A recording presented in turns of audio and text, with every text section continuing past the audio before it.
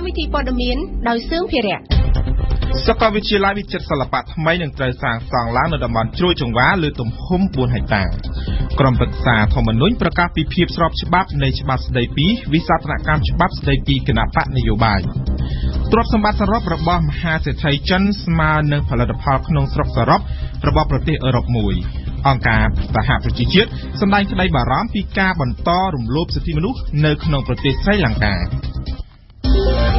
RFI ក្រោយពីមានការបាច់ធ្លាយសារឆ្លើយឆ្លងតាមបណ្ដាញ WhatsApp ដែលត្រូវបានគេអះអាងថាជាសាររវាងមន្ត្រីខុទ្ទកាល័យលោកនាយករដ្ឋមន្ត្រីហ៊ុនសែននិងលោកម៉ៅមុនីវ៉ាន់និងលោកកឹមសុខាមកលោកម៉ៅមុនីវ៉ាន់តំណាងរាជគណៈបក្សសង្គ្រោះជាតិបានសរសេរតាមបណ្ដាញសង្គម Facebook បដិសេធចំពោះព័ត៌មានខាងលើតំណាងរាជគណៈបកប្រឆាំងរូបនេះបានសរសេរថាលោកសូមបដិសេធចោលទាំងស្រុងនៅព័ត៌មានបែកធ្លាយចេញពី Fresh News និង Facebook សីហាគឺជាព័ត៌មានប្រឌិតឡើងហើយមានចរិតបំបាក់សុទ្ធសាធលោកនាយករដ្ឋមន្ត្រីហ៊ុនសែននៅក្នុងឱកាសអបអរសាទរនៃទិវាវប្បធម៌ជាតិលើកទី19និងប័ណ្ណពិធីមហោស្រពសិល្បៈយុវជនទូទាំងប្រទេសនៅរសៀលថ្ងៃទី3ខែមីនាម្សិលមិញនេះបានប្រកាសពីការបង្កើតសាកលវិទ្យាល័យវិចិត្រសិល្បៈថ្មីមួយដែលមានទីតាំងស្ថិតនៅតំបន់ជ្រោយចង្វាសាកលវិទ្យាល័យនេះមានវិសាលភាពធំជាងមុនដែលត្រូវចំណាយអស់ទឹកប្រាក់ជំហានដំបូងរបស់រដ្ឋាភិបាលចំនួន$12លានអាមេរិកញឹមសុផលជូនព័ត៌មាននៅលើផ្ទៃដីសរុបចំនួន4ហិកតាលោកនាយករដ្ឋមន្ត្រីហ៊ុនសែនបានជំរុញឲ្យដំណើរការឲ្យបានឆាប់ក្នុងការសាងសង់សាកលវិទ្យាល័យវិចិត្រសិល្បៈថ្មីមួយដែលមានទ្រង់ទ្រាយធំនិងស្អាតដោយលើកជាគម្រោងឲ្យទៅមុខហើយលោកជាអ្នកទទួលបន្ទុកលើបញ្ហានេះក្នុងការស្វែងរកជំនួយថវិកាបរទេសលោកហ៊ុនសែនបញ្ជាក់ថាគម្រោងសាងសង់សាកលវិទ្យាល័យវិចិត្រសិល្បៈនេះតាមពិតនឹងត្រូវធ្វើនៅលើដីទំហំ4ហិកតាក្នុងនោះ1ហិកតាជាមជ្ឈមណ្ឌលវប្បធម៌ដែលរួមមានរោងសៀកនិងសកម្មភាពវប្បធម៌ផ្សេងៗនិងអន្តេវាសិកដ្ឋានផងការលើកឡើងរបស់លោកនាយករដ្ឋមន្ត្រីដូចនេះគឺក្នុងគោលដៅបណ្ដុះបណ្ដាលនៅធនធានមនុស្សផ្នែកវប្បធម៌និងសិល្បៈដែលកម្ពុជានៅមិនទាន់មានភាពសម្បូរបែបនៅឡើយលោកក៏បានជំរុញឲ្យមានការយកចិត្តទុកដាក់និងផ្ដល់ក្របខ័ណ្ឌមន្ត្រីរាជការខ្លះដល់ក្រសួងវប្បធម៌ដើម្បីផ្ដល់ជូនអ្នកសិល្បៈជំនាន់ក្រោយជៀសវាងដាច់ពូជនៅពេលដែលអ្នកចាស់ចូលនិវត្តន៍ឬក៏ស្លាប់អស់ទៅសូមបញ្ជាក់ថាសាកលវិទ្យាល័យភូមិន្ទវិចិត្រសិល្បៈអតីតសាលារចនាដែលមានអាយុជាង100ឆ្នាំត្រូវបានប្រកាសកាលពីចុងឆ្នាំ2015ពីការបដូរទីតាំងថ្មីទៅកាន់តំបន់ជ្រោយចង្វាត្រើយខាងកើតដែលនឹងផ្ដល់ភាពទូលាយជាងមុនខណៈទីតាំងចាស់នឹងត្រូវប្រើសម្រាប់ពង្រីកបរិវេណបន្ថែមរបស់សារមន្ទីរជាតិការផ្លាស់ប្ដូរទីតាំងនេះមិនមានការដោះដូរជាមួយនឹងវិស័យឯកជននោះទេដំណឹងនៃការផ្លាស់ប្ដូរទីតាំងថ្មីនៃសាកលវិទ្យាល័យភូមិន្ទវិចិត្រសិល្បៈ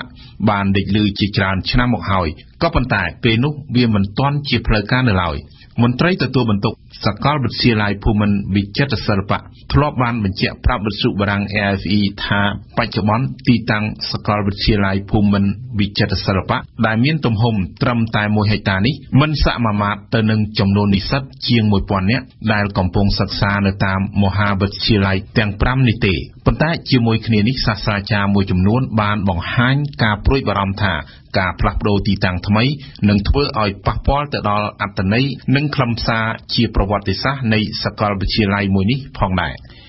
ក្រុមប្រឹក្សាធម្មនុញ្ញបានប្រកាសថាច្បាប់ស្តីពីវិសាស្ត្រនកម្មច្បាប់ស្តីពីគណៈបកនយោបាយដល់ជំរងចម្រាស់គឺស្របនឹងរដ្ឋធម្មនុញ្ញស្តីសេចក្តីសម្រេចរបស់ក្រុមប្រឹក្សាធម្មនុញ្ញចុះថ្ងៃទី3ខែមីនាម្សិលមិញគឺជាសេចក្តីសម្រេចសាពរនឹងបិទផ្លូវតវ៉ាហើយមានអានុភាពអនុវត្តទៅលើអំណាចទាំងអស់ដែលមានចែងនៅក្នុងរដ្ឋធម្មនុញ្ញនឹងត្រូវចុះផ្សាយក្នុងរាជកិច្ចសូមបញ្ជាក់ថាវិសាស្ត្រនកម្មច្បាប់ស្តីពីគណៈបកនយោបាយដែលអាចបើកផ្លូវឲ្យតុលាការកំពូលរំលាយគណៈបកនយោបាយត្រូវបានរដ្ឋសភាជាតិអនុម័តកាលពីថ្ងៃទី20កុម្ភៈហើយបានឆ្លងផុតដោយព្រឹទ្ធសភាកម្ពុជាទៀតកាលពីថ្ងៃទី28កុម្ភៈដោយឥតមានកែប្រែចំណុចណាមួយសោះឡើយ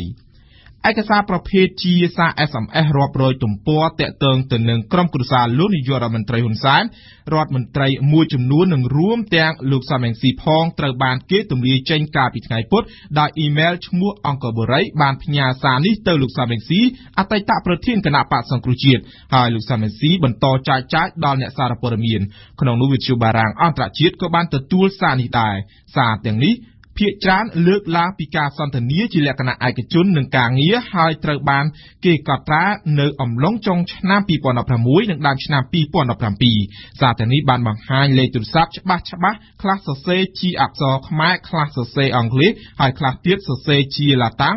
ទៅតាមទូរស័ព្ទពាក្យខ្មែរចំណែកសារបែកធ្លាយរបស់លោកសំរងស៊ីសរសេរជាភាសាបារាំងទោះយ៉ាងណាគេមិនដឹងថាឯកសារទាំងអស់នេះត្រូវបានគេយកចេញមកបង្ហាញដោយរបៀបណានិងក្នុងគោលដៅអ្វីឲ្យពិតប្រាកដនៅឡើយក៏ប៉ុន្តែជាការកត់សម្គាល់ការទម្លាយសារនាពេលនេះបានធ្វើឡើងបន្ទាប់ពីមានការបែកធ្លាយសម្លេងសន្ទនារឿងឯកជនរបស់មន្ត្រីគណៈបកប្រឆាំងកាលពីអំឡុងចុងឆ្នាំ2016និងដើមឆ្នាំ2017គណៈកម្មាធិការជាតិរៀបចំការបោះឆ្នោតបានប្រកាសថានៅក្នុងការបោះឆ្នោតជ្រើសរើសក្រុមប្រឹក្សាឃុំសង្កាត់នៅពេលខាងមុខនេះគ្រប់គណៈបកនយោបាយដែលនឹងចូលរួមប្រគល់ប្រជែងគ្នានឹងដណ្ដើមយកតំណែងសមាជិកក្រុមប្រឹក្សាឃុំសង្កាត់ចំនួន 11,572 នាក់នៅតាមឃុំសង្កាត់សរុបចំនួន 1,646 នៅទូទាំងប្រទេសក្នុងនោះសមាជិកក្រុមប្រឹក្សាឃុំសង្កាត់ដែលមានចំនួនច្រើនជាងគេគឺនៅខេត្តកណ្ដាលមានចំនួន 915 នាក់នៅក្នុងនោះឃុំចំនួន 127 ឃុំបន្ទាប់មកនៅរាជធានីភ្នំពេញមាន 105 សង្កាត់ដែលមានសមាជិកក្រុមប្រឹក្សាសរុប 899 នាក់បើតាមរបាយការណ៍បឋមរបស់កជបបានឲ្យដឹងថាមានគណៈបកនយោបាយប្រមាណ 8 ហើយបានសុំចុះបញ្ជីបេក្ខជនឈរឈ្មោះបោះឆ្នោតដែលក្នុងនោះក៏មានគណៈបកប្រជាជនកម្ពុជានិងគណៈបកសង្គ្រោះជាតិដែរសូមបញ្ជាក់ថាការបោះឆ្នោតក្រុមប្រឹក្សាឃុំសង្កាត់អាណត្តិទី 4 នឹងធ្វើឡើងនៅថ្ងៃទី 4 មិថុនាខាងមុខលោកកឹមសុខាដែលត្រូវតែងតាំងជាប្រធានគណៈបកសង្គ្រោះជាតិកាលពីថ្ងៃទី2ខែមីនាមិនបានធ្វើដំណើរទៅកាន់មូលដ្ឋានក្រោយការតែងតាំងនោះទេលោកកំពុងនៅទីស្នាក់ការគណៈបកត្រួតពិនិត្យបញ្ជីឈ្មោះបេក្ខជនក្រុមប្រឹក្សាឃុំសង្កាត់ដើម្បីដាក់ជូនគណៈកម្មាធិការជាតិរៀបចំការបោះឆ្នោតគណៈបកសង្គ្រោះជាតិអះអាងថាបញ្ជីឈ្មោះបេក្ខជនឈរឈ្មោះបោះឆ្នោតមានសារៈសំខាន់ជាសកម្មភាពមូលដ្ឋានយើងស្ដាប់សុនមេសាលោកកឹមសុខានៅថ្ងៃទី1នេះក្នុងនាមជាប្រធានគណៈបកមិនបានចុះទៅកាន់មូលដ្ឋានឬក៏ធ្វើសកម្មភាពនយោបាយអ្វីនោះទេប៉ុន្តែបានចំណាយពេលត្រួតពិនិត្យបញ្ជីឈ្មោះបេក្ខជនរបស់គណៈបកសម្រាប់ការបោះឆ្នោតក្រុមប្រឹក្សាឃុំសង្កាត់បញ្ជីឈ្មោះបេក្ខជនដែលគណៈបកនីមួយៗត្រូវតែប្រគល់ជូនកោជបពីថ្ងៃទី3ដល់ថ្ងៃទី5មីនាលោកអេងឆៃអៀងអនុប្រធានគណៈបកសង្គ្រោះជាតិបានប្រាប់វិទ្យុបារាំងអន្តរជាតិថាការងារត្រួតពិនិត្យបញ្ជីឈ្មោះបោះឆ្នោតគឺជារឿងសំខាន់បំផុតនាពេលនេះហើយសំខាន់ជាងការចុះមូលដ្ឋានព្រោះថាបើគ្មានបញ្ជីឈ្មោះបោះឆ្នោតសម្រាប់ការបោះឆ្នោតនោះទេការងារចុះមូលដ្ឋានក៏គ្មានន័យអ្វីនោះដែរទន្ទឹមនឹងនេះលោកស្រីមូសុខហួរដែលជាអនុប្រធានគណៈបកដែរនោះក៏បានប្រាប់វិទ្យុបារាំងដែរថា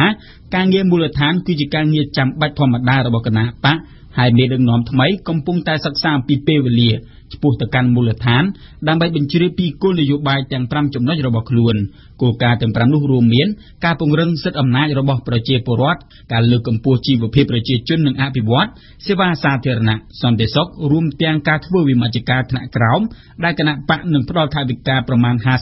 $50,000សម្រាប់ការអភិវឌ្ឍឃុំសង្កាត់ជាដើមគួររំលឹកថាលោកកឹមសុខាត្រូវបានសមាជវិសាមញ្ញរបស់គណៈបកបានបោះឆ្នោតឲ្យជ្រើសតាំងជាប្រធានគណៈបកកាលពីថ្ងៃទី2មីនាបន្ទាប់ពីតំណែងប្រធានគណៈបកនេះត្រូវបានទំនេរអស់រយៈពេលជាងកន្លះខែមកក្រោយពេលដែលលោកសំរងស៊ីបានលាលែង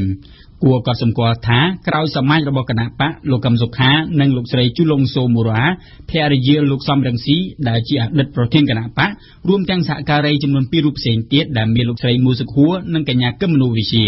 បានទទួលទានអាហារល្ងាចជាមួយគ្នាជាអាហារនយោបាយដែលលោកស្រីជូឡុងសូមូរ៉ាភរិយាលោកសំរងស៊ីបានពិភាក្សាជាមួយលោកកឹមសុខាប្រធានគណៈបកថ្មីស្ដីពីយុទ្ធសាស្ត្ររបស់គណៈបកនៅក្នុងរយៈពេល3ខែមុនការបោះឆ្នោតនេះបើតាមការបញ្ជាក់ពីលោកស្រីមូសុខហួរអនុប្រធានគណៈបកដដែលយ៉ាងណាក៏ដោយបើទោះបីជាថ្ងៃទី1នេះក្បាលម៉ាស៊ីនរបស់គណៈបកសង្គ្រោះជាតិគ្មានសកម្មភាពនយោបាយអ្វីនោះទេប៉ុន្តែគណៈបកនឹងរៀបចំទៅកាន់មូលដ្ឋាននៅក្រៅពេលដែលជូនបញ្ជីទៅកាន់កោជបរួច លោកស្រីថាឡានីដែលជាសមាជិកប្រសិទ្ធិគណៈបកសំរងស៊ីដែលរងបណ្ដឹងរបស់លោកនាយករដ្ឋមន្ត្រីហ៊ុនសែនក្នុងសំណុំរឿងចោររដ្ឋអំណាចថានៅពីក្រោយកិច្ចកម្មលោកបណ្ឌិតកែមលីនោះបានសុំលាលែងពីតួនាទីនៅក្នុងគណៈបកសំរងស៊ីលោកស្រីថាឡានីជាមន្ត្រីជាន់ខ្ពស់គណៈបកប្រឆាំងទី5ហើយដែលបានលាឈប់ពីតំណែងបន្ទាប់ពីលោកសំរងស៊ីលោកអ៊ុំសំអានលោកហុងសុខួរនិងលោកមេឃសវណ្ណារាវ៉ាន់សុគន្ធារាយការណ៍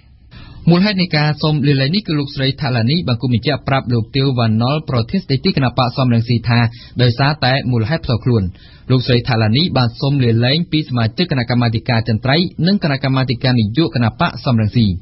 គួរក៏សម្គាល់ថាការលាលែងរបស់លោកស្រីថាឡានីនៅពេលនេះគឺធ្វើឡើងបន្ទាប់ពីលោកហុងសុខួរសមាជិកប្រសិទ្ធិគណៈបកសំរងស៊ីលោកអ៊ុំសំអានតំណាងរាស្ត្រនិងលោកមេឃសវណ្ណារាប្រធាននាយកដ្ឋានព័ត៌មានរបស់គណៈបកសង្គ្រោះជាតិបានសូមលាលែងពីសមាជិកគណៈកម្មាធិការនយោបាយគណៈបកព្រមគ្នាតែម្ដងកាលពីយប់ថ្ងៃទី23កុម្ភៈពីពន្ធនាគារព្រៃសរ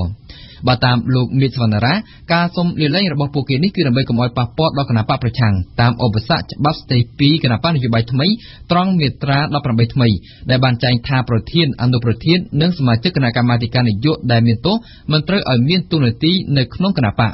ក្នុងន័យនេះបើទោះបីជាពួកគេមិនលាលែងក៏គង់តែត្រូវអស់តួនាទីនៅក្នុងគណៈបកដដែលនៅពេលដែលច្បាប់ស្ដីពីគណៈបកនយោបាយថ្មីត្រូវអនុវត្តនោះហើយនេះក៏ជាអ្វីដែលលោកសំរងស៊ីអតីតប្រធានគណៈបកសង្គ្រោះជាតិធ្លាប់បានធ្វើផងដែរកាលពីប៉ុន្មានសប្តាហ៍កន្លងទៅនេះការសូមលាលែងពីតួនាទីនៅក្នុងគណៈបករបស់លោកស្រីថាឡានីក៏ដូចជាមន្ត្រីទៅនេះបានកើតឡើងមុនពេលដែលច្បាប់ស្ដីពីគណៈបកនយោបាយថ្មីនឹងត្រូវចូលជាធរមាននាពេលខាងមុខនេះច្បាប់នេះត្រូវបានគណៈបកប្រឆាំងនិងអ្នកវិភាគទាំងឡាយមើលឃើញថានឹងក្លាយជាឧបករណ៍របស់រដ្ឋាភិបាលក្នុងការគៀបសង្កត់ទៅលើគណៈបកសង្គ្រោះជាតិបើទោះបីជាគណៈបកប្រជាជនកម្ពុជាបានបញ្ជាក់ឲ្យថានឹងអនុវត្តគ្រប់គណៈបកទាំងអស់រួមទាំងគណៈបកកណ្ដាលអំណាចផងសូមបញ្ជាក់ថាលោកស្រីថាឡានីត្រូវបានលោកនាយករដ្ឋមន្ត្រីហ៊ុនសែនប្តឹងពីបទបួលហាកេជាសាធារណៈបន្ទាប់ពីបានអត្ថាធិប្បាយថារដ្ឋអំណាចជាអ្នកនៅពីក្រោយខ្នងនៃអំពើឃាតកម្មលើលោកបណ្ឌិតកែមលីតាមបណ្ដឹងនេះតុលាការក្រុងភ្នំពេញបានកាត់ទោសឲ្យលោកស្រីជាប់ពន្ធនាគាររយៈពេល2ឆ្នាំនិងបង់ប្រាក់ជំងឺចិត្ត100រៀលតាមការចង់បានរបស់លោកនាយករដ្ឋមន្ត្រីហ៊ុនសែនបច្ចុប្បន្ននេះលោកស្រីថាឡានីកំពុងតែស្នាក់នៅឯប្រទេសស៊ុយអែតបន្ទាប់ពីទទួលបានសិទ្ធិជ្រកកោនផ្នែកនយោបាយនៅទីនោះ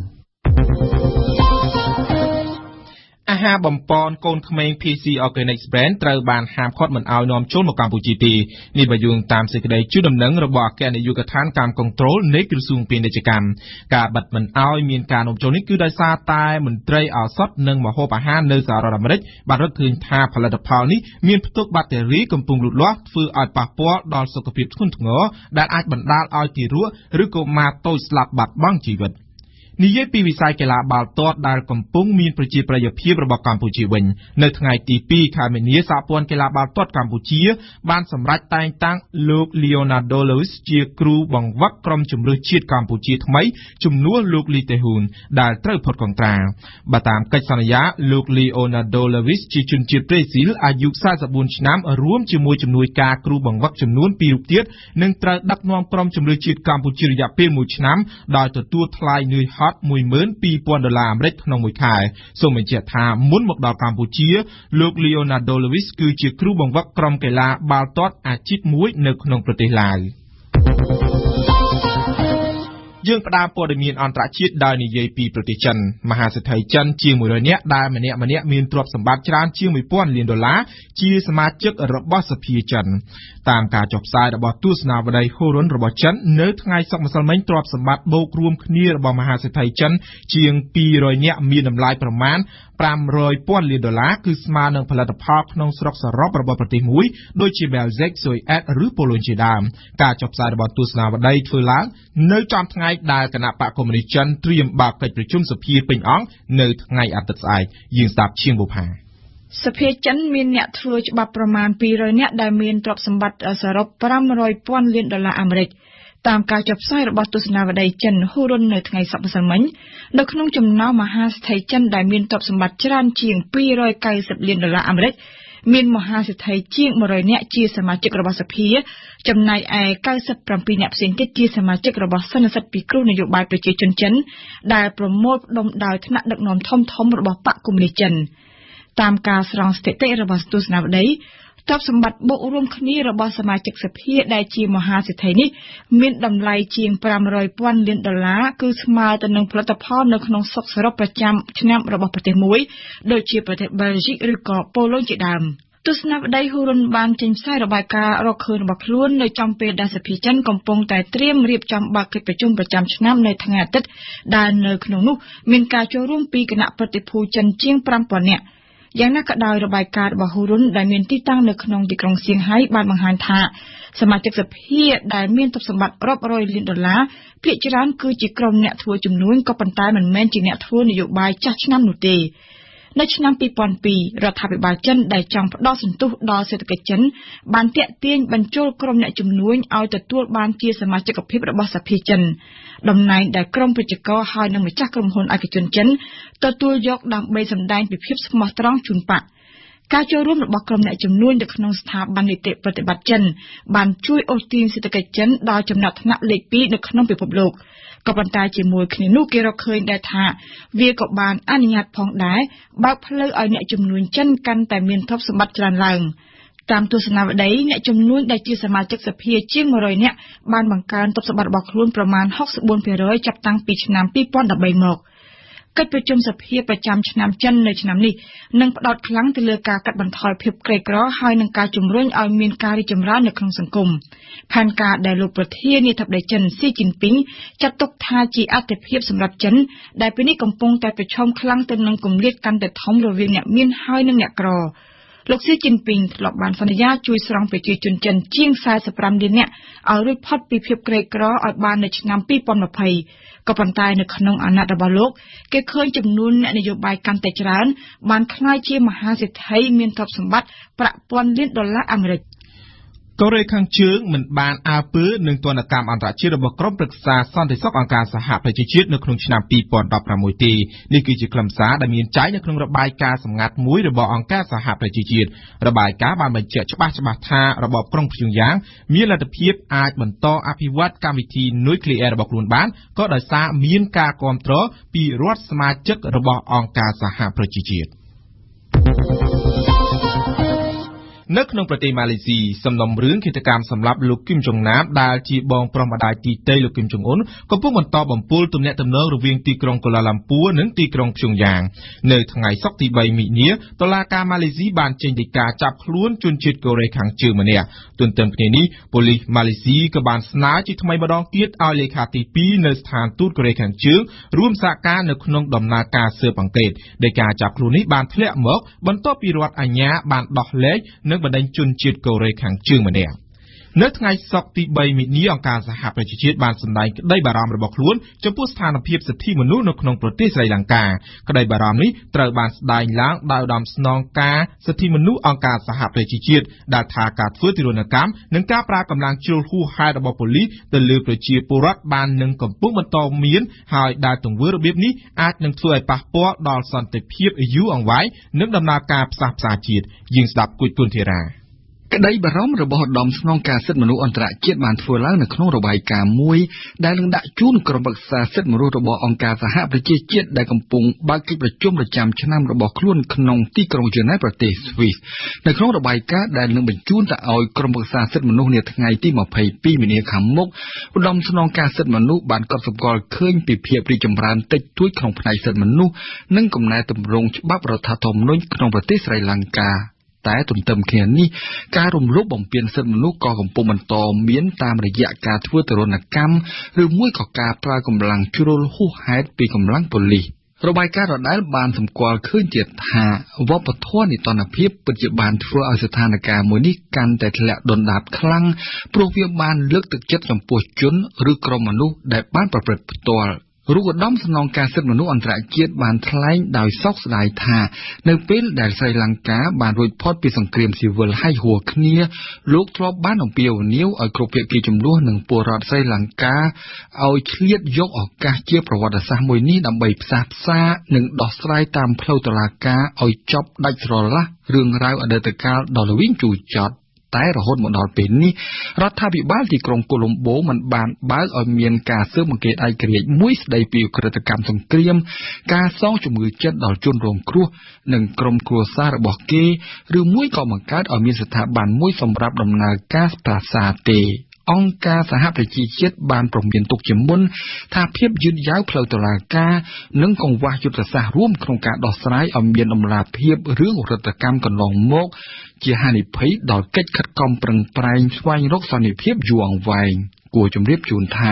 សង្គ្រាមស៊ីវិលរវាងកម្លាំងរដ្ឋាភិបាលនិងពួកឧទាមតាមមូលមានរយៈពេល37ឆ្នាំដោយបានសម្លាប់មនុស្សជាង 10,000 នាក់សង្គ្រាមស៊ីវិលបានបិទបញ្ចប់យ៉ាងបង្ហូរឈាមក្នុងឆ្នាំ2009ដោយកម្លាំងរដ្ឋាភិបាលទទួលបានជោគជ័យយ៉ាងធំធេងលើពួកឧទាមតាមមូលតែនៅក្នុងរយៈពេលប្រមាណខែចុងក្រោយនៃការបញ្ចប់សង្គ្រាមមានជនស៊ីវិលតាមមូលប្រមាណជា 40,000 នាក់ត្រូវបានកម្លាំងរដ្ឋាភិបាលសម្លាប់ចោល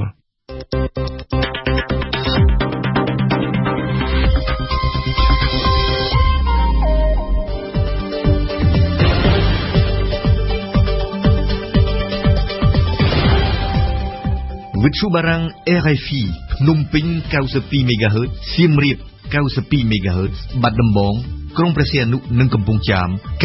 94.5 MHz លោកអ្នកស្ដាប់ជាទីមេត្រីជាបន្តទៅទៀតនេះលោកអ្នកនាងបានស្ដាប់ដំបូងគឺជានីតិបច្ចុប្បន្នភាពកម្ពុជាក្នុងសប្តាហ៍នេះគឺជាការសរុបព្រឹត្តិការណ៍កម្ពុជាសំខាន់ៗដែលរៀបចំជូនដោយស្រីសុភ័ក្របន្ទាប់មកគឺជានីតិព្រឹត្តិការណ៍កម្ពុជាប្រចាំថ្ងៃដែលហេញឧត្តមនឹងលើកឡើងពីការយកចិត្តទុកដាក់ចំពោះធនធានមនុស្សផ្នែកសិល្បៈវប្បធម៌គួរតែត្រូវធ្វើទន្ទឹមនឹងការបង្កើតសាកលវិទ្យាល័យវិចិត្រសិល្បៈថ្មីនិងនៅចុងក្រោយបង្អស់លោកអ្នកនាងបានស្ដាប់បទយការៀបចំដោយខ្ញុំបាទដែលនិយាយអំពីម្ដាយលោកបណ្ឌិតកាមលីបង្ហាញក្តីសង្ឃឹមតិចតួចលើយុត្តិធម៌សម្រាប់កូនគាត់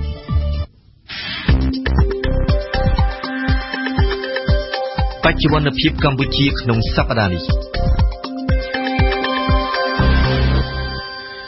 តើនៅទូទាំងប្រទេសកម្ពុជាក្នុងសប្តាហ៍នេះមានព្រឹត្តិការណ៍សំខាន់អ្វីខ្លះបានកើតឡើងយើងស្ដាប់ស្រីសុភ័ក្រប្រជាពលរដ្ឋនៅរាជធានីភ្នំពេញនិងនៅខេត្តកណ្ដាលបានប្រើប្រាស់ប្រាក់កម្ចីឥណទានរបស់ធនាគារនិងគ្រឹះស្ថានមីក្រូហិរញ្ញវត្ថុច្រើនជាងគេនៅទូទាំងប្រទេសបើធៀបនឹងប្រជាពលរដ្ឋតាមបណ្ដាខេត្តផ្សេងទៀតនេះបើតាមបណ្ដាញសង្គម Facebook របស់ធនាគារជាតិចេញផ្សាយកាលពីថ្ងៃអាទិត្យទី26កុម្ភៈនៅក្នុងនោះប្រជាពលរដ្ឋនៅរាជធានីភ្នំពេញប្រើប្រាស់ប្រាក់កម្ចីឥណទានរបស់ធនាគារនិងគ្រឹះស្ថានមីក្រូហិរញ្ញវត្ថុច្រើនជាង 200,000 នាក់និងខេត្តកណ្ដាលចន្លោះពី50,000 ទៅ 200,000 នាក់ក្រៅពីរាជធានីភ្នំពេញនិងខេត្តកណ្ដាលក៏មានខេត្តដទៃផ្សេងទៀតដែលប្រើប្រាស់ប្រាក់កម្ចីឥណទានរបស់ធនាគារនិងគ្រឹះស្ថានមីក្រូហិរញ្ញវត្ថុដែរដូចជាខេត្តកំពង់ស្ពឺសៀមរាបកំពង់ចាមតាកែវកំពង់ធំនិងបាត់ដំបងដោយអ្នកខ្ចីចន្លោះពី 10,000 នាក់ទៅ 15,000 នាក់ក្នុងឆ្នាំ2016កន្លងទៅ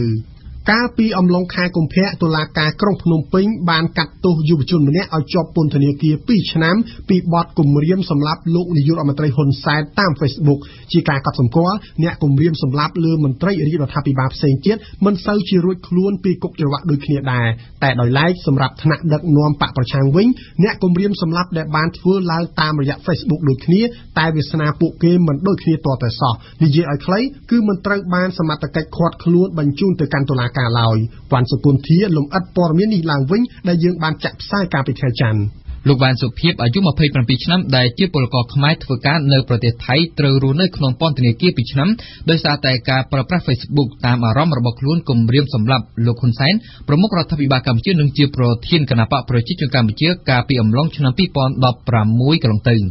ការកាត់ទោសរបស់តុលាការនេះធ្វើឡើងតែប្រមាណថ្ងៃប៉ុណ្ណោះបន្ទាប់ពីយុវជនកុងរ៉ាយ៉ាទើបចេញពីពន្ធនាគារក្រោយពីបានជាប់ទោសអស់រយៈពេល18ខែទៅតាមទម្ងន់ទោសដែលអំពាវនាវឲ្យមានបដិវត្តពណ៌នៅកម្ពុជាកាលពីឆ្នាំ2015កន្លងទៅរឿងរ៉ាវគំរាមកំហែងសម្រាប់នេះក៏កើតមានលើលោកសខេងដែលជាអនុប្រធានគណៈបកប្រជាជនកម្ពុជានិងជារដ្ឋមន្ត្រីក្រសួងមហាផ្ទៃផងដែរយុវជនម្នាក់ឈ្មោះថាតៅសាវឿនបានគំរាមបោកក្របបែកសម្រាប់លោកសខេងនៅតាមបណ្ដាញសង្គម Facebook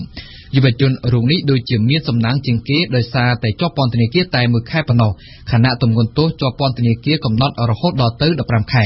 នេះគឺអាចដោយសារតែគាត់បានសរសេរលិខិតសុំទោសទៅកាន់លោកសខេង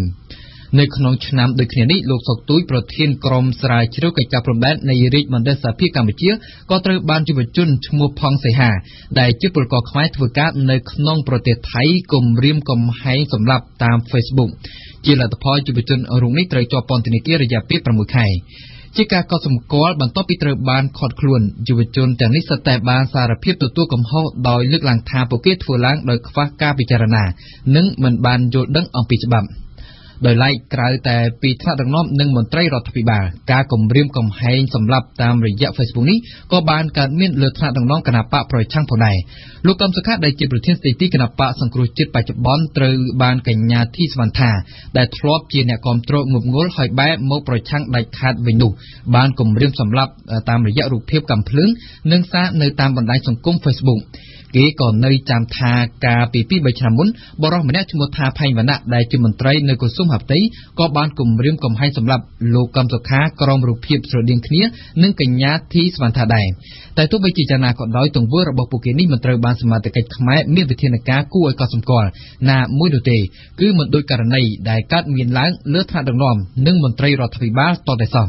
ចំណែកឯខាងតុលាការវិញក៏មិនបានអើពើអ្វីដែរចំពោះទង្វើអស់ទាំងនេះរហូតមកដល់ពេលនេះលោកនាងកំពុងតែស្ដាប់ការសរុបព្រឹត្តិការណ៍កម្ពុជាប្រចាំសប្ដាហ៍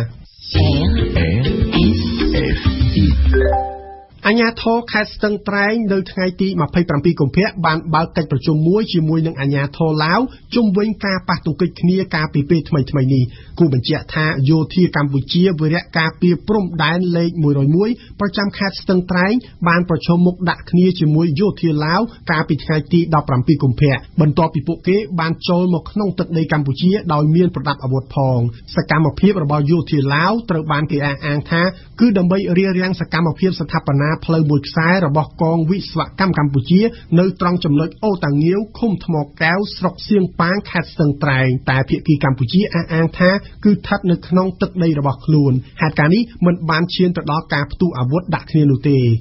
គណៈបកប្រជាជនកម្ពុជានៅថ្ងៃទី27កុម្ភៈបានចេញសេចក្តីថ្លែងការណ៍ថ្កោលទោសយ៉ាងដាច់អហង្ការទៅកាន់ប្រធានសាខាគណៈបកសង្គ្រោះជាតិខេត្តលីយ៉ុងប្រទេសបារាំងលោកលីពឿងនិងលោកទួតខឿតអ្នកតំណាងរាជមណ្ឌលខេត្តព្រៃវែងមកពីគណៈបកសង្គ្រោះជាតិថាបានជេរប្រមាថនិងចោទប្រកាន់ជាសាធារណៈដល់រដ្ឋាភិបាលដែលដឹកនាំដោយគណៈបកប្រជាជនកាលពីថ្ងៃទី25កុម្ភៈកន្លងទៅគណៈបកប្រជាជនកម្ពុជាបានចាត់ទុកថាការចោទប្រកាន់នេះធ្វើឲ្យប៉ះពាល់ដល់គណៈបកប្រជាជនកម្ពុជានិងសេចក្តីថ្លៃថ្នូររបស់ក្រមការងារសម្ដៅញុះញង់ឲ្យមានការរើសអើងស្អប់ខ្ពើមរវាងខ្មែរនិងខ្មែរបង្កឲ្យមានភាពវឹកវរធ្ងន់ធ្ងរដល់សន្តិសុខសង្គមនិងបង្កភាពបែកបាក់សង្គមដែលគំរាមកំហែងដល់សន្តិភាពនៅកម្ពុជា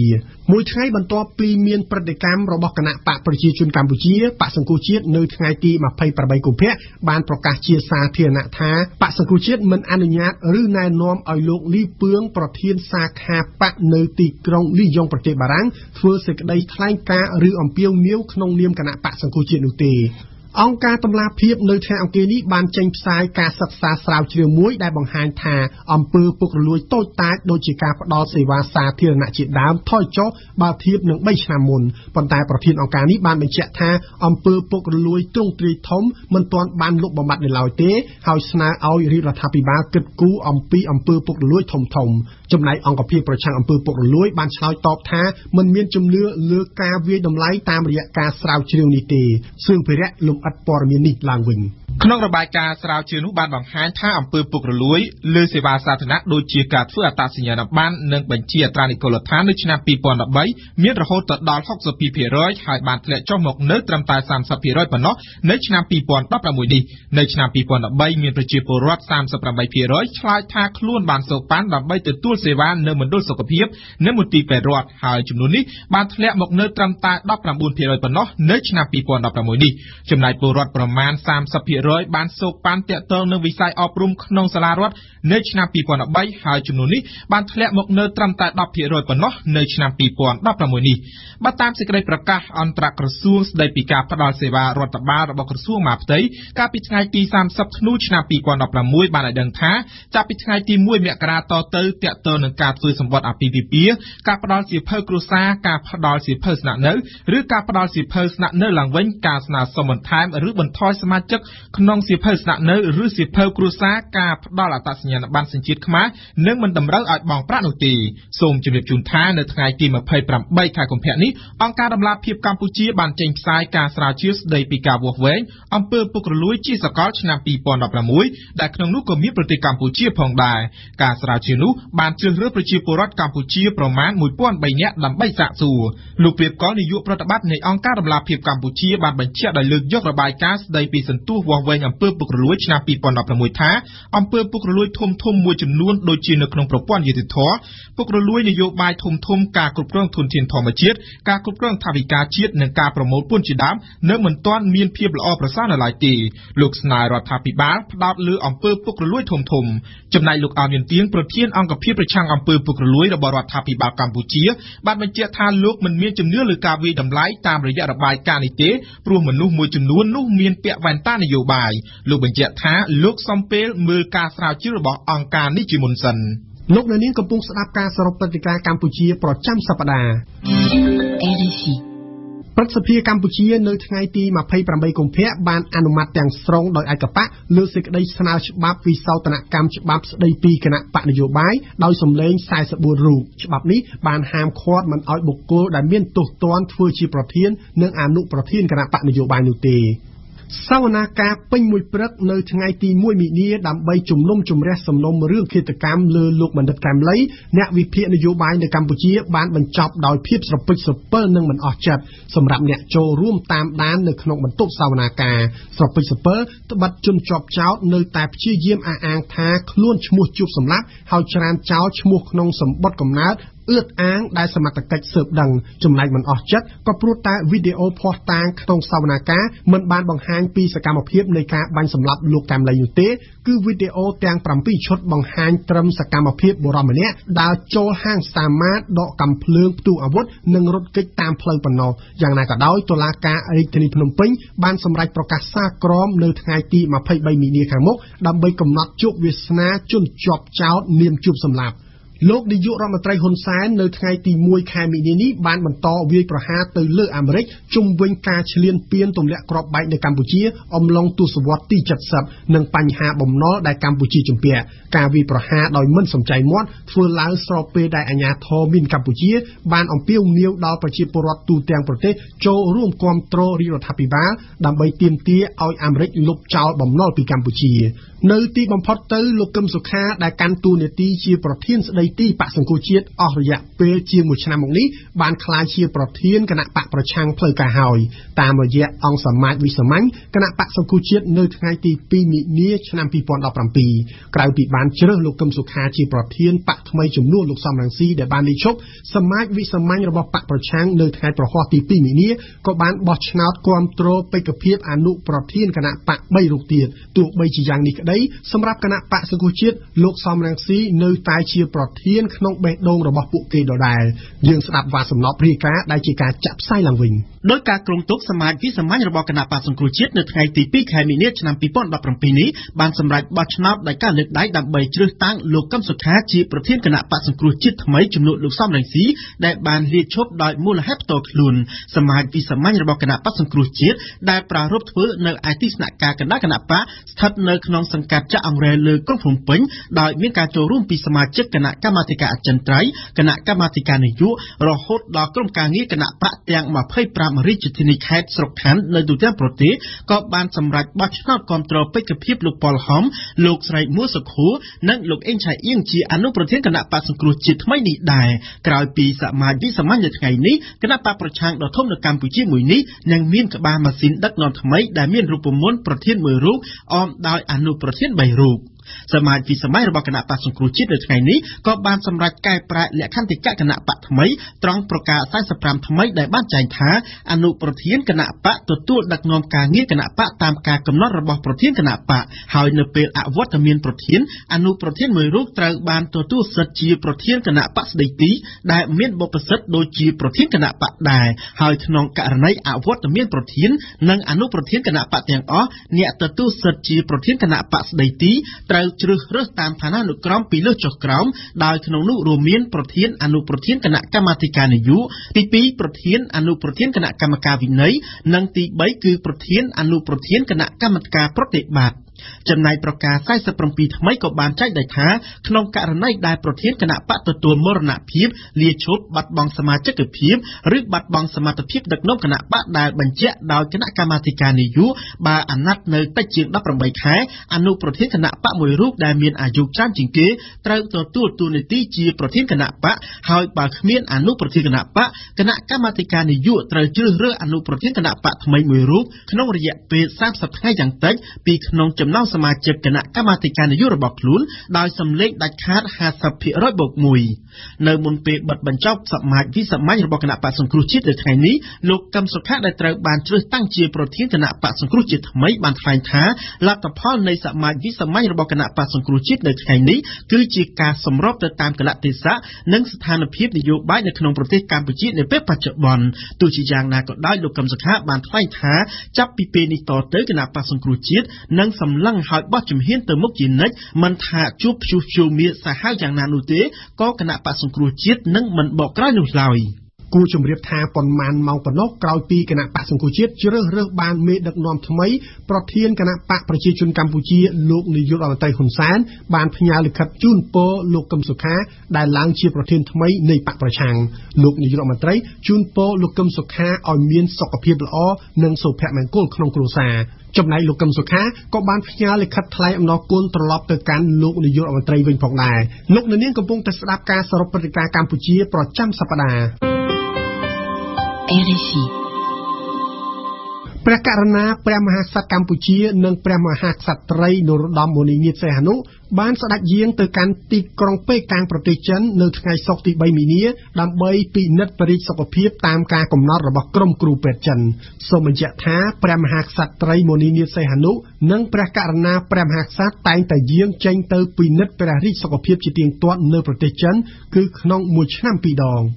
អាហារបំពន់កូនក្មេង PC Organic Brand ត្រូវបានហាមឃាត់មិនឲ្យនាំចូលកម្ពុជានោះទេនេះបើយោងតាមសេចក្តីជូនដំណឹងរបស់អគ្គនាយកដ្ឋានកម្មគនត្រូលនៃក្រសួងពាណិជ្ជកម្មការបិទមិនឲ្យមានការនាំចូលគឺដោយសារតែមន្ត្រីឱសថនិងម្ហូបអាហារនៅសហរដ្ឋអាមេរិកបានរកឃើញថាផលិតផលទាំងនេះមានផ្ទុកបាក់តេរីកំពុងលូតលាស់និងធ្វើឲ្យប៉ះពាល់ដល់សុខភាពធ្ងន់ធ្ងរអាចបណ្ដាលធ្វើឲ្យទារកឬកុមារតូចស្លាប់បាត់បង់ជីវិតគណៈបក្សសង្គ្រោះជាតិនៅថ្ងៃទី2មីនាបានចេញសារនយោបាយចំនួន5ចំណុចរបស់ខ្លួនសម្រាប់ការបោះឆ្នោតជ្រើសរើសក្រុមប្រឹក្សាឃុំសង្កាត់ឆ្នាំ2017សារទាំងនោះគឺពង្រឹងសិទ្ធិអំណាចប្រជាពលរដ្ឋការលើកកម្ពស់ជីវភាពប្រជាពលរដ្ឋនិងការអភិវឌ្ឍសេវាសាធារណៈសន្តិសុខនិងវិមជ្ឈការដែលនឹងផ្ដល់ថវិកាយ៉ាងតិច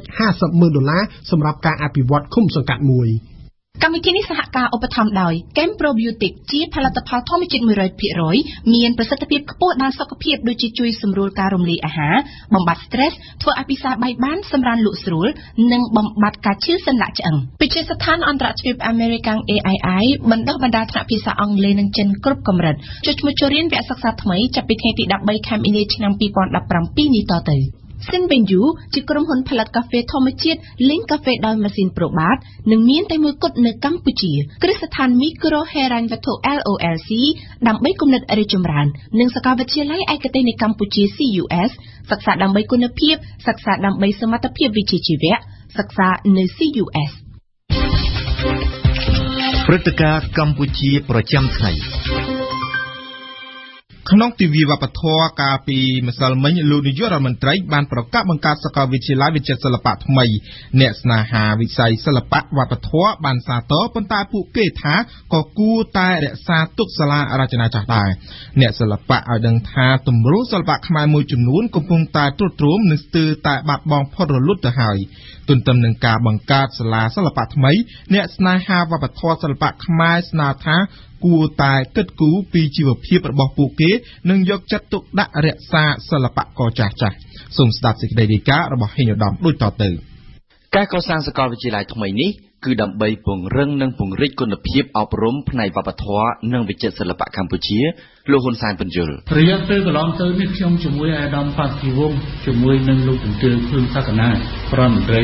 ក៏បានគិតគូរថានឹងរៀបចំសាកលវិទ្យាល័យថ្មីមួយនៅលើទឹកដីទំហំ3ហិកតានៅតំបន់អភិវឌ្ឍចូលចង្វាថ្មីនេះជាមួយនឹងទឹកប្រាក់ជំហានដំបូង$12 លានសហរដ្ឋអាមេរិកហើយបូកទឹកដីមជ្ឈមណ្ឌលវប្បធម៌គឺសរុបដី4ហិកតាខ្ញុំបានផ្ដល់មតិឥឡូវសំខាន់គឺការរៀបចំធ្វើយ៉ាងណាដើម្បីដំណើរការចេញដំណើរអាទឹកប្រាក់$12 លានសហរដ្ឋអាមេរិកនេះឲ្យបានឆាប់តាមដែលអាចធ្វើទៅបានជាមួយនឹងត្រូវឡើងជាគម្រោងយើងអាចមួយជំហានម្ដងដើម្បីរុញគម្រោងនេះឲ្យទៅមុខយើងខ្ញុំនឹងធ្វើសាកលវិទ្យាល័យវិចិត្រសិល្បៈមួយឲ្យធំឲ្យស្អាតប៉ុន្តែ1ហិកតាគឺសម្រាប់មជ្ឈមណ្ឌលវប្បធម៌ពាក់ទិនជាមួយនឹងរោងជាអីនឹងសកម្មភាពវប្បធម៌អីកំសាន្តប៉ុន្តែសាកលវិទ្យាល័យមួយដែលមានដី3ហិកតាជាមួយនឹងដើមទុនជំនាញដំបូងដែលរាជរដ្ឋាភិបាលផ្ដល់គឺពី$12 លានសហរដ្ឋអាមេរិកដើម្បីការកសាងលោកឆៃបូរ៉ាអតីតនិស្សិតល្ខោននិយាយបច្ចុប្បន្នជាសមិទ្ធករភាពយន្តបានគាំទ្រចំពោះការបង្កើតសាកលវិទ្យាល័យថ្មីនេះព្រោះវាល្មមដល់ពេលហើយខ្ញុំគិតថាសាកលវិទ្យាល័យចាស់សាលារចនាយើងនៅខាងក្រោយសារមន្ទីរនឹងវាមានភាពត្រួតត្រោមហើយទី1ទី2ទៀតខ្ញុំលើថារាជរដ្ឋាភិបាលនឹងបំរុងពង្រីកសារមន្ទីរជាតិពីព្រោះយើងមានរូបចម្លាក់ច្រើនដែលយើងទុកចោលនៅក្នុងឃ្លាំងមិនបានយកមកតាំងខ្ញុំលើថា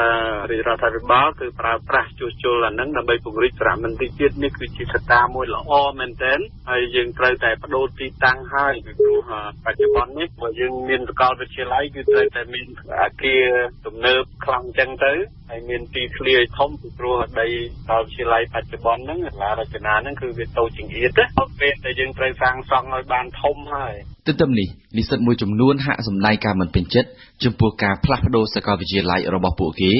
ព្រោះថាសាលារចនាដ៏ចំណាស់ដែលពោរពេញទៅដោយប្រវត្តិនិងអនុស្សាវរីយ៍អតីតនិស្សិតល្ខោនខោលនិងជាសិល្បករជើងថ្មីលោកនួនឆៃឡូតសម្រាប់ខ្ញុំផ្ទាល់តែម្ដងគឺខ្ញុំបាននិយាយចឹងគឺខ្ញុំមានឧបទេសនាខ្លាំងជាមួយសិល្បៈដោយសារ10ឆ្នាំជាងហើយអាច16-17ឆ្នាំហើយជាមួយសិល្បៈជាពិសេសជាមួយនឹងសាលាដែលមានវ័យចំណាស់ជាងគេហ្នឹងគឺយើងនឹកថារាល់ថ្ងៃនៅសល់តែព្រួយគឺសាលារចនារបស់យើងដែលនៅខែខាងមុខនេះបន្តគាត់បាននឹងធ្វើកម្មវិធីមួយគឺគប់100ឆ្នាំនៃសាលារចនាអញ្ចឹងយើងគិតថាជាសាលាមួយជាសាលាដែលមានវ័យចំណាស់ជាងគេសម្រាប់សាលាវប្បធម៌របស់ខ្មែរយើងការផ្លាស់ប្ដូរមួយនេះធ្វើឲ្យទឹកចិត្តមិនថាជាខ្ញុំជាសិល្បករជំនាន់ក្រោយឬក៏លោកគ្រូអ្នកគ្រូឬក៏សិស្សបងប្អូនចំនួនថ្មីគឺមានអារម្មណ៍ថាពួកគាត់សោកស្ដាយមែនទែនប៉ុន្តែសប្បាយចិត្តទេសាលាថ្មីសម្រាប់ខ្ញុំគិតថាខ្ញុំអត់សប្បាយចិត្តទេខ្ញុំចង់នៅជាមួយនឹងសាលាចាស់របស់ខ្ញុំដែលជាទីតាំងចាស់ជាអនុស្សាវរីយ៍ចាស់របស់មហាជនដែលគេស្គាល់ច្រើនអ្នកស្នេហាប្រពៃណីទំនៀមទម្លាប់ខ្មែរព្រឹទ្ធាចារ្យវាយវិបុលជាធម្មតាអ្វីដែលមានពីដើមមកទោះបីជារបស់នឹងវាចង្អៀតយ៉ាងណាក៏យើងរក្សាទុកតែជីដូនជីតាគេធ្វើមកហ្នឹងគេទុករបស់ហ្នឹងសូម្បីតែមានកន្លែងណាយ៉ាងណាក៏ដោយពង្រីកគឺជាការពង្រីកថ្មីទៅប៉ុន្តែរបស់ចាស់ហ្នឹងគួរតែទុកឲ្យនៅកន្លែងហ្នឹងដើម្បីរក្សាលំនឹងដើមទោះបីជាយ៉ាងនេះក្តីការបង្កើតសាកលវិទ្យាល័យថ្មីគឺត្រូវប្រមុខរដ្ឋាភិបាលគូបញ្ជាក់ថាដើម្បីបណ្ដុះបណ្ដាលធនធានមនុស្សនិងដើម្បីបន្តវេនលោកហ៊ុនសែនជាការដែលយើងត្រូវគិតគឺការបណ្ដុះបណ្ដាលធនធានមនុស្សបន្ថែមទៀតរបស់យើងអានេះជាចំណុចដែលខ្ញុំសូមបញ្ជាក់ថាយើងនឹងមានសាកលវិទ្យាល័យមួយថ្មីហើយសង្ឃឹមថាកុំរងចាំដល់3ឆ្នាំអ្វីដែលសំខាន់គឺធ្វើឲ្យបានត្រួតហើយដំណើរការលទ្ធភាពថ្ងៃក្រោយគឺយើងពង្រីកកាន់តែធំព្រោះថារឿងចាក់ទិនជាមួយនឹងធនធានមនុស្សនេះបើគ្មានធនធានមនុស្សយើងក៏មិនអាចធ្វើកើតដែរចំពោះធនធានមនុស្សផ្នែកសិល្បៈនិងផ្នែកវប្បធម៌ត្រូវបានលោកឆៃបូរ៉ាមើលឃើញថាកំពុងតែថមថយហើយទម្រង់សិល្បៈខ្លះក៏កំពុងតែបាត់បង់សមិទ្ធករភាពយន្តលោកឆៃបូរ៉ាតាមការសង្កេតឃើញរបស់ខ្ញុំកន្លងមកបន្ទាប់ពីលោកព្រឹទ្ធាចារ្យឆេងផុនទទួលមរណកាលទៅហ្នឹងគឺមុនរជ្ជកាលគាត់ហ្នឹងគឺសិល្បៈវប្បធម៌ហ្នឹងយើងលូតលាស់មែនតែនយើងសម្បូរធនធានមនុស្សហើយវិស័យសិល្បៈទាំងអស់ហ្នឹងក៏នៅរស់រវើកក្នុងដួងព្រលឹងរបស់ជាតិខ្មែរទាំងមូលគឺយើងដឹងទាំងអស់គ្នាណាប៉ុន្តែ កន្លងមកតបពីការបោះឆ្នោតអាណត្តិទី1ទី2ទី3ទៅធនធានមនុស្សក្នុងវិស័យវប្បធម៌ហ្នឹងកាន់តែរិចរិលបន្តិចម្ដងហើយចាស់ព្រឹទ្ធាចារ្យក្នុងវិស័យវប្បធម៌ហ្នឹងក៏គាត់មួយចំនួនធំហ្នឹងក៏ចូលទៅឈានដល់ជរាភាពហើយមួយចំនួនទៀតហ្នឹងក៏ទទួលមរណកាលហើយបច្ចុប្បន្ននេះនៅថ្នាលមួយចំនួនដូចចំនួនខ្ញុំអីអញ្ចឹងក៏នៅតែមានតិចតួចហើយចំនួនក្រោយទៀតហ្នឹងចំពោះសិស្សនិស្សិតនិងបញ្ញវន្តដែលបញ្ចប់នៅក្នុងសាកលវិទ្យាល័យវិចិត្រសិល្បៈហ្នឹងយើងឃើញថាមានចំនួនតិចទៅហើយវិស័យខ្លះហ្នឹងគឺស្ទឹងតែដាច់ដំណរតែម្ដងទីហោដូចជាល្ខោននិយាយល្ខោនបាសាក់ល្ខោនយីកេហ្នឹងគឺអត់មានដំណរតទៅទៀតទេនៅសល់តែម្នាក់ពីរនាក់តែប៉ុណ្ណោះហើយម្នាក់ពីរនាក់ហ្នឹងគឺគាត់ធ្វើជាគ្រូបង្រៀននៅសាលាផ្សេងចាប់មុខរបរផ្សេងហើយដូចជាបោះបង់អាជីពសិល្បៈនឹងបដាហើយចំពោះនិស្សិតខ្លះហ្នឹងក៏មិនបានមានបំណងបន្តទៅមហាវិទ្យាល័យយកដើម្បីយកបរិញ្ញាបត្រឬក៏អ្វីទៀតដែរអញ្ចឹងខ្ញុំមានការព្រួយបារម្ភហើយទៅនឹងដែរខ្ញុំគិតថាបើសិនជាយើងចាំ4-5 ឆ្នាំទៅមុខទៀតវាហាក់បីដូចជាយូរប៉ុន្តែរដ្ឋាភិបាលបានយកចិត្តទុកដាក់ខ្ញុំទទួលស្គាល់ថាការកសាងសាកលវិទ្យាល័យហ្នឹងវាជាមូលដ្ឋានគ្រឹះមួយហើយក៏ប៉ុន្តែធនធានមនុស្សដែលបំរុងនឹងបាត់បង់ហ្នឹងតើយើងមានយុទ្ធសាស្ត្រយ៉ាងណាដើម្បីរក្សាពួកគាត់ឲ្យស្ថិតនៅក្នុងរង្វង់នៃវិស័យវប្បធម៌សិល្បៈហ្នឹងដូចជាការធ្វើការស្រាវជ្រាវឬបណ្ដុះបណ្ដាលដើម្បីឲ្យមានអ្នកបន្តវេនជាដើមទម្រង់សិល្បៈយើងបាត់ច្រើនណាស់ច្រើនល្ខោនអាប៉េល្ខោនប្រម៉ោតីហើយហ្នឹងគឺយើងបាត់រលត់តែម្ដងសូម្បីតែយុវជនជំនាន់ឥឡូវហ្នឹងឲ្យនិយាយថាល្ខោនអាប៉េហ្នឹងគឺគាត់មិនដឹងមិនដែលទាំងឮពាក្យហ្នឹងផងកុំថាដល់ទៅមើលណាហើយសូម្បីតែខ្ញុំមួយជីវិតខ្ញុំនេះក៏អត់ទៅបានមើលដែរអញ្ចឹងទម្រង់សិល្បៈច្រើនយើងបាទសិល្បករល្ខោនខោលលោកនួនឆៃលូតតាមអ្វីដែលខ្ញុំបានដឹងក៏ដូចជាជីវិតរបស់ខ្ញុំជាសិល្បកររស់នៅជាមួយស្ថានភាពសិល្បៈតែម្ដងសម្រាប់ធនធានសិល្បករគឺតែគ្រប់ទម្រង់យើងអត់ទៅមានធនធានគ្រប់គ្រាន់នៅឡើយទេបងបើសិនជាថ្ងៃនេះដូចជាល្ខោនជីកេក្តីគឺយើងរកធនធានឬស្ទើរតែគ្មានតែម្ដងហើយសម្រាប់ល្ខោនខោលរបស់យើងក៏ដូចជាទម្រង់របាំបុរាណហ្នឹងក៏យើងស្ទើរតែបាត់ធនធានមួយចំនួនធំមែនទែនដោយសារយើងអត់មានក្របពូជសម្រាប់បន្តថែមទៀតក្នុងមួយឆ្នាំជាមួយនឹងទម្រង់ផ្សេងទៀតក៏ប្រហាក់ប្រហែលនឹងយើងដែរទោះបីជាយ៉ាងណាក៏ដោយចុះចំពោះអ្នកសិល្បៈអ្នកវប្បធម៌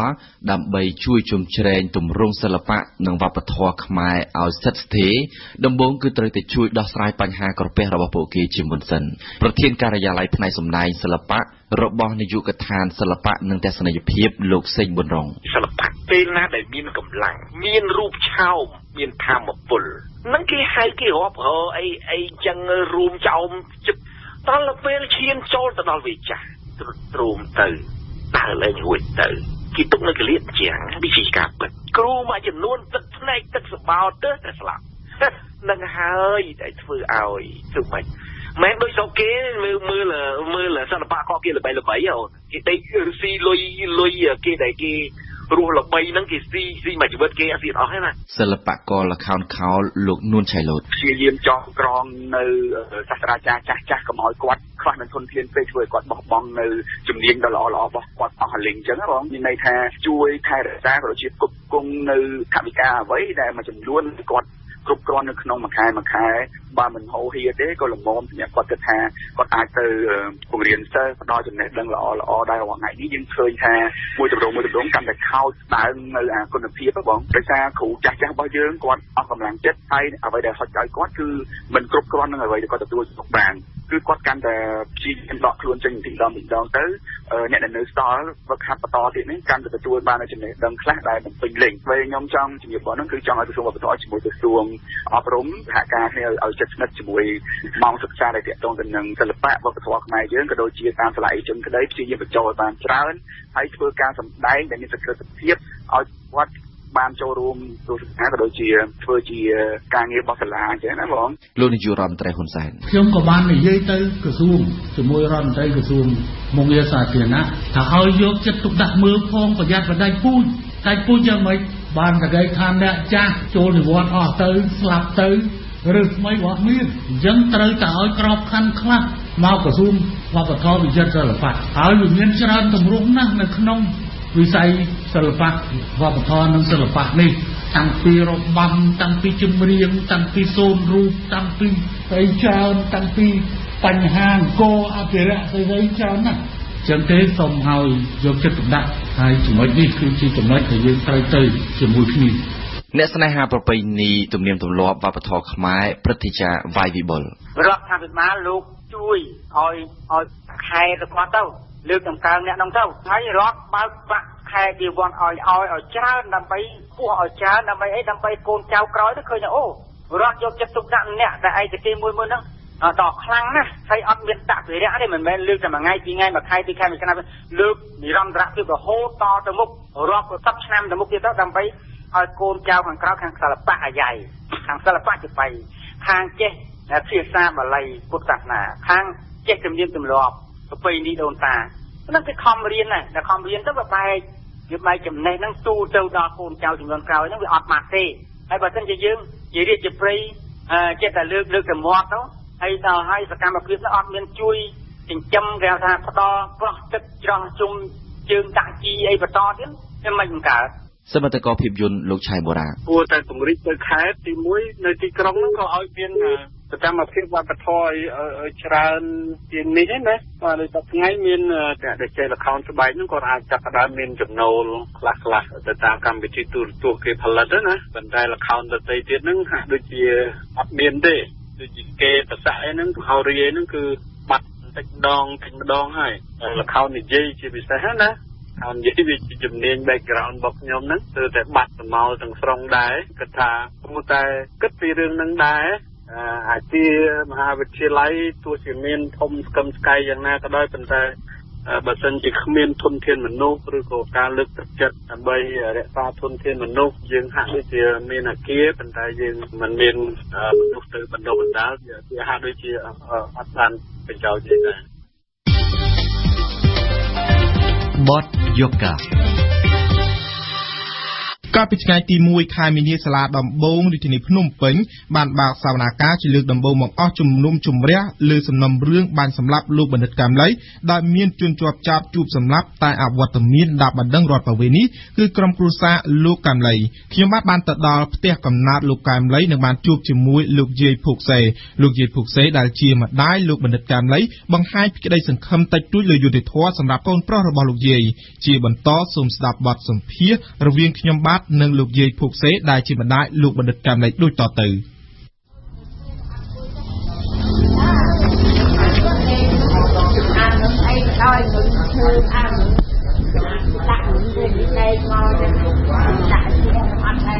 កំពុងតែជជែកគ្នាជាមួយព្រឹទ្ធាចារ្យម្នាក់ទៀតលោកយាយមានមៀតធំក្រអាយសម្បូរសណ្ដែកបាយនោះគឺជាម្ដាយរបស់លោកបណ្ឌិតកែមលី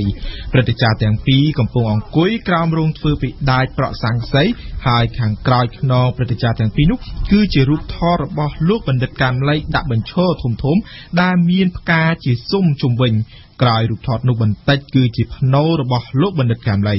សពលោកបណ្ឌិតកែមលីត្រូវបានបញ្ចុះនៅស្រុកកំណើតរបស់លោកស្ថិតនៅភូមិអង្គតាកុកឃុំលាយបូស្រុកត្រាំកក់ខេត្តតាកែវទីកង់កាលណាក៏បានដែរចាទៅចឹងទៅណាទៅវត្តអីវិញក៏បានដែរប៉ុន្តែវត្តអត់គេអត់ឲ្យជិះ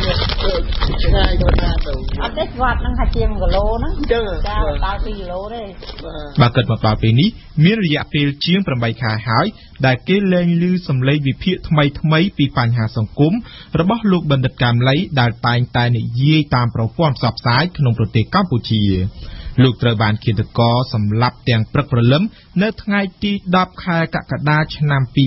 2016ក្នុងម៉ាតនៃការ៉ាសាងកាល់តិចស្តុបបូកូក្រោយបាញ់សម្លាប់ជនសង្ស័យរហ័សនាមជួបសម្លាប់ត្រូវបានអាជ្ញាធរចាប់ខ្លួនបានហើយតាមវិញទៀតទៅតាំងកាត់តាមនឹងអូទៅតាមនេះទៅទៅចាំទៅឡើងនេះហ្នឹងឡើង នៅថ្ងៃទី1ខែមិនិនាឆ្នាំ2017នេះសាលាដំបងរាជធានីភ្នំពេញបានបើកសវនាការពេញមួយព្រឹកដើម្បីជំនុំជម្រះសំណុំរឿងឃាតកម្មលើលោកបណ្ឌិតកាមលីព្រមទាំងមានបង្ហាញវីដេអូរបស់ជនសង្ស័យផងដែរម្ដាយលោកបណ្ឌិតកាមលីលោកយាយភោគសីអាយុ78ឆ្នាំបានរៀបរាប់ទាំងអ៊ូលដើមកថា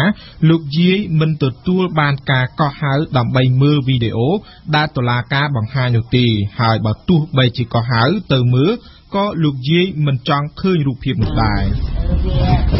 គេអត់មានប្រាប់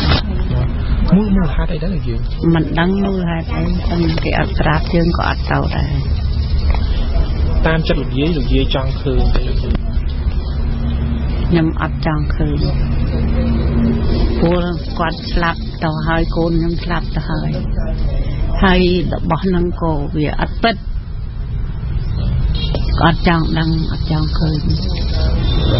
ក្នុងសវនាការរយៈពេលជាង4ម៉ោងកាលពីថ្ងៃទី1ខែមិនិនាតុលាការបានចាក់វីដេអូសកម្មភាព7ឈុតដែលក្នុងឈុតទី1បង្ហាញពីសកម្មភាពបុរសម្នាក់ដកកាំភ្លើងផ្ទុះអាវុធក្នុងហាង Star Mart កន្លែងកើតហេតុតែមិនឃើញមុខលោកកាំលីឡើយវីដេអូនៅសល់គឺជាសកម្មភាពរត់តាមផ្លូវរហូតដល់ចាប់ខ្លួនបានចំណែកសាក្សី3រូបជាបុគ្គលិកហាង Star Mart និងមន្ត្រីចរាចរណ៍2រូបក៏មិនអាចបញ្ជាក់ពីមុខមាត់ឃាតករបានឡើយឆ្លើយនឹងសំណួរដែលថាតើយុត្តិធម៌អាចនឹងមានសម្រាប់កូនប្រុសគាត់ទេលោកយាយភោគសេឆ្លើយថាលោកយាយពិបាកអះអាងណាស់ខ្ញុំមិនអាចថាបានទេព្រោះគេមិនរកឲ្យយើងក៏ដឹងថាតាមសន្និដ្ឋានថាបានតែអត់ទេណាបាទចាព្រោះយុទ្ធធរប្រកាសក្តីក៏វាអត់មានសាលាភាពអីមិនដឹងទៅធ្វើមិនទៅមុខទៀតក៏មិនដឹងដែរណាបច្ចុប្បន្ននេះលោកយាយភោគសេរស់នៅជាមួយនឹងកូនទី1និងកូនទី3នៅពេលដែលលោកនៅមានជីវិតនៅឡើយលោកកាមលីតែងតែមកសួរសុខទុក្ខម្ដាយមួយសប្តាហ៍ម្ដងឬមួយខែម្ដងជារៀងរាល់ខែលោកយាយភោគសេបានរៀបរាប់ទាំងទឹកមុខស្រពោនលាយឡំនឹងភ្នែករលីងរលោងផងថាទោះបីជារយៈពេល8ខែកន្លងផុតទៅហើយក្តីតែការបាត់បង់កូនប្រុសរបស់លោកយាយហាក់ដូចជានៅថ្មីនៅឡើយរយៈពេល8ខែអារម្មណ៍នៅដូចតែស្លាប់ហើយចឹងព្រោះអារម្មណ៍វាដកចិត្តអត់បានវានៅតែចំណោះនៅថាมันឃើញវិលមកវិញมันអាចយកអីមកប្រៀបបានស្លាប់ហើយចឹងมันបានមកវិញទេគាត់ទៅបានទៅសោយទុកអត់បានវិលមកវិញសម្រាប់លោកយាយគឺលោកយាយមិនជឿថាកូនប្រុសរបស់លោកយាយស្លាប់នោះទេអត់ទេអត់តែដូចថ្ងៃដូចថាអត់ស្លាប់ទេដូចនៅរស់ទៅធ្វើការនៅភ្នំពេញចាប់តាំងពីសពលោកបណ្ឌិតកាមលីត្រូវបានហែមកបញ្ចុះនៅក្នុងស្រុកកំណើតរបស់លោកមកលោកយាយដែលត្រូវជាម្ដាយរបស់លោកបណ្ឌិតកាមលីមិនដែលបានសម្រានក្នុងផ្ទះនោះទេពលគឺលោកយាយសម្រាននៅខាងក្រៅផ្ទះក្រោមរូងប្រក់សាំងសីដែលជាទីកន្លែងបញ្ចុះសពលោកកាមលីលោកយាយបានរំលឹកពីរឿងរ៉ាវកាលពីពេលដែលលោកកាមលីនៅក្មេងថាលោកកាមលីគឺជាមនុស្សឧស្សាហ៍រៀនសូត្រហើយមិនដែលធ្វើឲ្យលោកយាយពិបាកចិត្តម្ដងណាឡើយពីតូចលើសវាខណ្ឌវាថាវាមិនចេះដើរលេងអីមួយគេមួយឯងគាត់តែរៀនសូត្រចឹងនៅផ្ទះគាត់តែរៀនចឹងទៅគាត់រៀនបកែរៀនបកែណាមកខែតកែមានកូនខ្ញុំមួយទេមិនមកថ្នាក់ទេណាមកខេតហ្នឹងហ្មង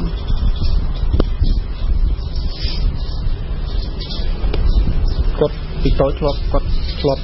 ធ្វើអ្វីឲ្យនិយាយខឹងទេអត់ទេ